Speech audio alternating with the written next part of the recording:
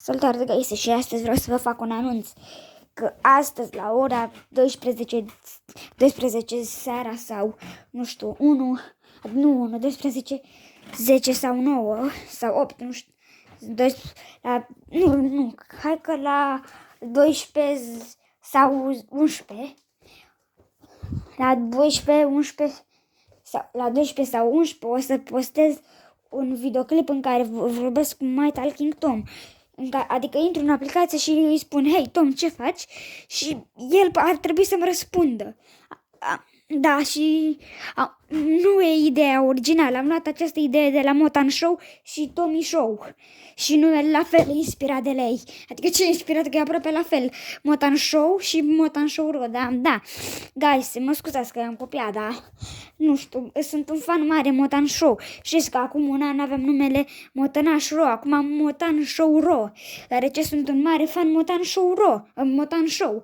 Sunt un mare fan Motan Show și Tommy Show și de-aia.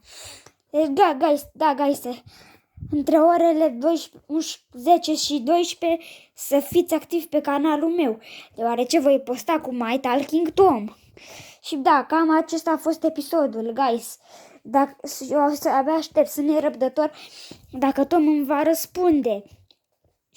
Și da, guys, atât a fost și cu videoul, adică anunțul. Și da, dacă vreți să mai filmez despre Tom, despre motanul Tom, să mai vorbesc seara cu alții, voi să dați like la videoclip.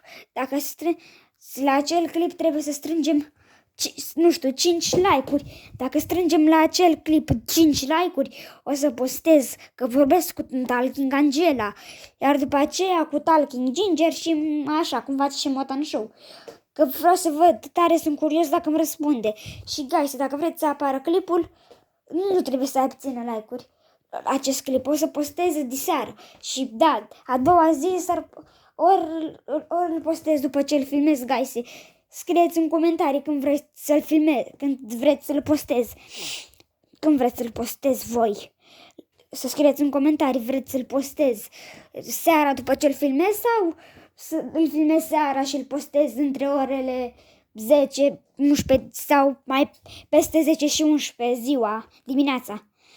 Deoarece eu să-l filmez la 12 și când să-l postez după ce îl filmez sau mai pe zi.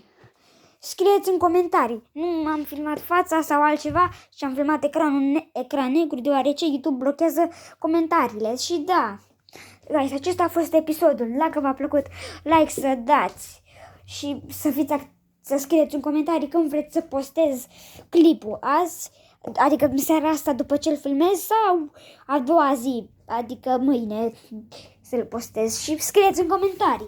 Cam atât a fost și cu clipul, guys. Și da, scrieți în comentarii. Pa, pa!